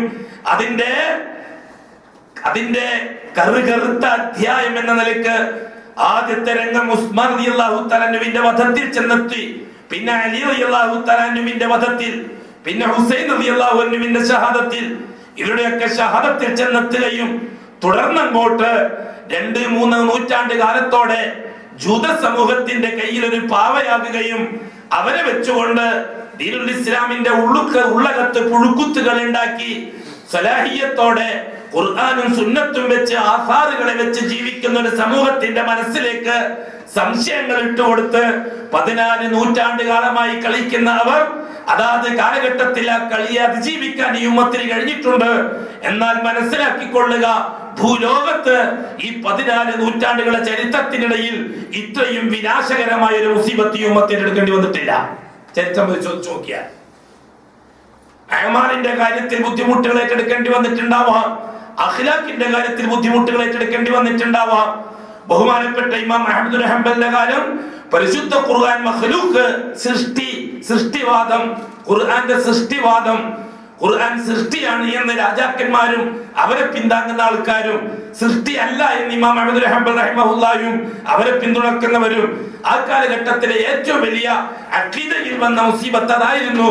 അതും പരിഹരിക്കാൻ വേണ്ടിയിട്ട് ആ കാലഘട്ടക്കാർക്ക് കഴിഞ്ഞിട്ടുണ്ട്.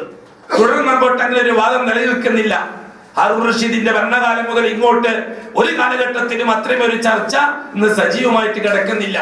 പിന്നെ അഖീദയുമായി ബന്ധപ്പെട്ട ചർച്ചയിൽ മറ്റ് പലതും കയറി ഇറങ്ങിപ്പോയെങ്കിലും അതിനൊന്നും സ്ഥായിയായ ഒരു സ്ഥിരമായ ഒരു ചർച്ച നിലനിന്നതായിട്ട് നാം ചരിത്രത്തിൽ കാണുന്നില്ല.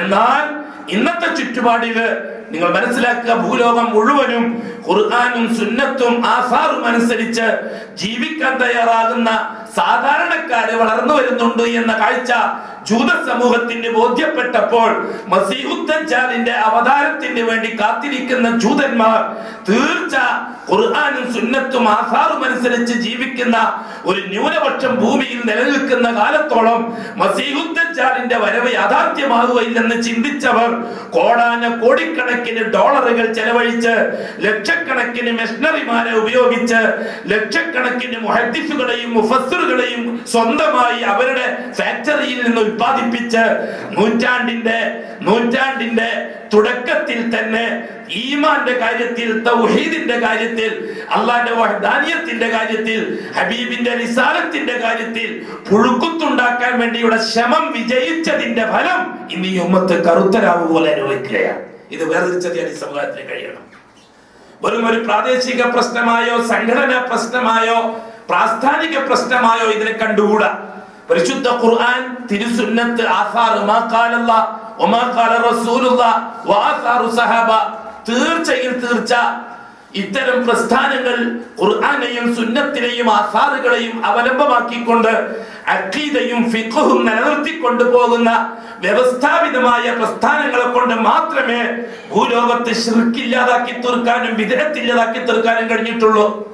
സൂഫി തരീഖത്തുകൾ സുന്നത്തിന് പകരം ആചാരങ്ങളെ സുന്നത്താക്കി മാറ്റുകയും സൂഫികളുടെ വചനങ്ങൾ അള്ളാഹുവിന്റെ കലിമത്തിനും അപ്പുറത്തുള്ള ആത്മവാക്യങ്ങളായി സമൂഹം ഏറ്റെടുക്കുകയും അതേപോലെ തന്നെ ഫിഖ്ഹി ഗവേഷകന്മാര് ദീനുൽ ഇസ്ലാമിന്റെ മിനിമം പരിപാടി കൊണ്ട് തൃപ്തിപ്പെടുകയും അതേപോലെ തന്നെ മറ്റ് ചിന്താഗതിക്കാരും സംഘടനകളും സാമ്പത്തിക രാഷ്ട്രീയ രംഗത്ത് പരിശുദ്ധ ഖുർആനെ വലിച്ചെടുക്കാൻ വേണ്ടി മെനക്കെടുമ്പോഴും ആയിക്കൊണ്ട് തന്നെ ആയിക്കൊണ്ട് തന്നെ ആയിക്കൊണ്ട് തന്നെ ലോകത്തിന്റെ മുമ്പിൽ വിശദീകരിക്കുന്ന ഒരു സമൂഹം നിലവിൽ വരുന്നു എന്നത് തീർച്ചയായിട്ടും മസീഹുദ്ദജ്ജാലിനെ കാത്തിരിക്കുന്ന ജൂതന്മാർക്ക് താങ്ങാൻ കഴിയില്ല, സഹിക്കാൻ കഴിയില്ല. അതുകൊണ്ട് തന്നെ ഇതിനെ തകർത്ത് തരിപ്പണമാക്കുക എന്നത് ചരിത്രത്തിൽ അവരുടെ ആവശ്യമാണ്. നിങ്ങൾ മനസ്സിലാക്കാത്തത് എന്താ? 900 കൊല്ലം 1000 കൊല്ലം പഴക്കമുള്ള ബിദ്അത്തുകളുണ്ട് കേരളത്തില്. 700-800 കൊല്ലം പഴക്കമുള്ള 1000 കൊല്ലം പഴക്കമുള്ള ശിർക്കുകളും 800-700 കൊല്ലം പഴക്കമുള്ള കൊടിയ ബിദ്അത്തുകളും നൂറ്റാണ്ടുകളോളമായി നിലനിൽക്കുന്ന കേരളക്കര. അതേ സഹോദരന്മാരെ, ഖുർആനും സുന്നത്തും പ്രായോഗികമായ അടിസ്ഥാനപരമായി കേരളക്കാരായ നമ്മൾ ഉപയോഗിക്കാൻ തുടങ്ങിയിട്ട് 130 കൊല്ലത്തിലധികമായിട്ടില്ല എന്നത് വസ്തുതയാണ്. ഇത് നിഷേധിക്കാൻ കഴിയാത്തൊരു യാഥാർത്ഥ്യമാണ്. പരിശുദ്ധ ഖുർആനിനെ ആധാരമാക്കിക്കൊണ്ട്, ഹദീസിനെ ആധാരമാക്കിക്കൊണ്ട് ഇഅ്തിഖാദി വിഷയങ്ങളെയും അഅ്മാലി വിഷയങ്ങളെയും വസ്തുനിഷ്ഠമായി കടുകീറി കണക്ക് പറഞ്ഞ് സൂചി മുന കൊണ്ട് വ്യാഖ്യാനിച്ച് മുഹമ്മദ് ഈ റിസാലത്തെ നിലനിൽക്കാവൂ, അതിന്റെ അപ്പുറത്തുള്ളത് തള്ളേണ്ടതാണ്, ആസാറു സഹാബയെ നിലനിൽക്കാവൂ, അതിന്റെ അപ്പുറത്തുള്ള ശൈഖി ചിന്ത തള്ളേണ്ടതാണ് എന്ന് കേരളക്കരയിലെ മുസ്ലിമീങ്ങൾ മനസ്സിലാക്കാൻ തുടങ്ങിയിട്ട് 130 കൊല്ലത്തിലധികമായിട്ടില്ല. അതേ അവസരത്തിൽ 130 കൊല്ലത്തിന്റെ ഇപ്പുറത്തെ കഥ പരിശോധിച്ചാൽ വെറും ഒരു 50 കൊല്ലം 60 കൊല്ലം 70 കൊല്ലം കൊണ്ട് ചരിത്രത്തിൽ തുല്യതയില്ലാത്ത രീതിയിൽ 900 കൊല്ലം 1000 കൊല്ലം പഴക്കമുള്ള ബിദ്അത്തിന്റെ നെടും കോട്ടകളെ തകർത്ത് തരിപ്പണമാക്കാൻ ആയിരക്കണക്കിന് കൊല്ലം കേരളത്തിലെ മുസ്ലിമീങ്ങൾക്കിടയിൽ വ്യവസ്ഥാപിതമായി നിലനിന്ന ശിർക്കിന്റെ കോട്ടകളെ തകർത്ത് തരിപ്പണമാക്കാൻ വെറും 50 കൊല്ലം കൊണ്ട് ഈ പ്രസ്ഥാനത്തിന് സാധിച്ചു എന്നത് ചരിത്രത്തിൽ തുല്യതയില്ലാത്ത സംഭവമാണ്. ഇബ്നു അബ്ദുൽ വഹാബ് റഹിമഹുല്ലാ നജ്ദ് കേന്ദ്രമാക്കിക്കൊണ്ട്, സൗദി നജ്ദ് ഹിജാസ് കേന്ദ്രമാക്കിക്കൊണ്ട് തൗഹീദി പ്രബോധനങ്ങൾ ആരംഭിച്ചു. ബഹുമാനപ്പെട്ടവർക്ക് പ്രചോദനം ശൈഖുൽ ഇസ്ലാം ഇബ്നു തൈമിയ്യ റഹിമഹുല്ലാന്റെ ഹദീസ് വിപ്ലവമാണ്. ഹദീസ് വിപ്ലവം നിസ്സാരമായ ഒരു കാര്യമല്ല. ഫിഖ്ഹ് മസ്അലയിൽ അഅ്മാലി കാര്യങ്ങൾ മിനിമത്തിൽ കടന്നുരുളുകയും അതേ വിധത്തിൽ അടിസ്ഥാനപരമായ വിശ്വാസ കാര്യങ്ങളെ ആചാരങ്ങളും സമ്പ്രദായങ്ങളും കീഴടക്കുകയും അങ്ങനെ ലോകം മുഴുവനും ബിദ്അത്തിന്റെയും ശിർക്കിന്റെയും മൂദേവികളായി കഴിയുകയും ചെയ്യുന്ന സന്ദർഭത്തിലാണ് ഖുർആനും ഹദീസും വെച്ചുകൊണ്ട് ഒരു വിപ്ലവത്തിന് ശൈഖുൽ ഇസ്ലാം ഇബ്നു തൈമിയ്യ റഹിമഹുല്ലാഹ് തുടക്കം കുറിച്ചത്. അതുകൊണ്ട് തന്നെ അദ്ദേഹത്തിന് സ്വന്തമായി ജീവിക്കാൻ ഭരണകൂടം അനുവദിച്ചില്ല, ഉലമാക്കൾ അനുവദിച്ചില്ല.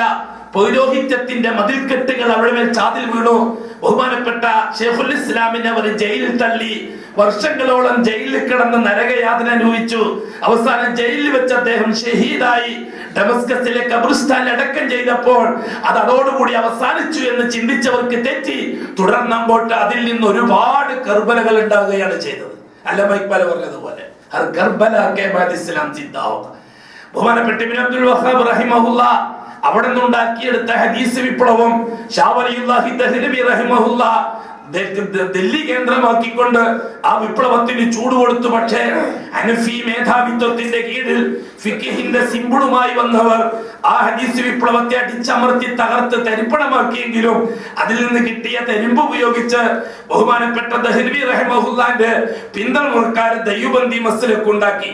പക്ഷേ ഹനഫി മേധാവിത്വത്തിനും സൂഫി തരീഖത്തിന്റെ പിടുത്തത്തിനും ദയ്യുബന്ദി മസ്ലക്ക് തൗഹീദിനോ സുന്നത്തിനോ ഉപകരിക്കുന്ന രീതിയിലായില്ല.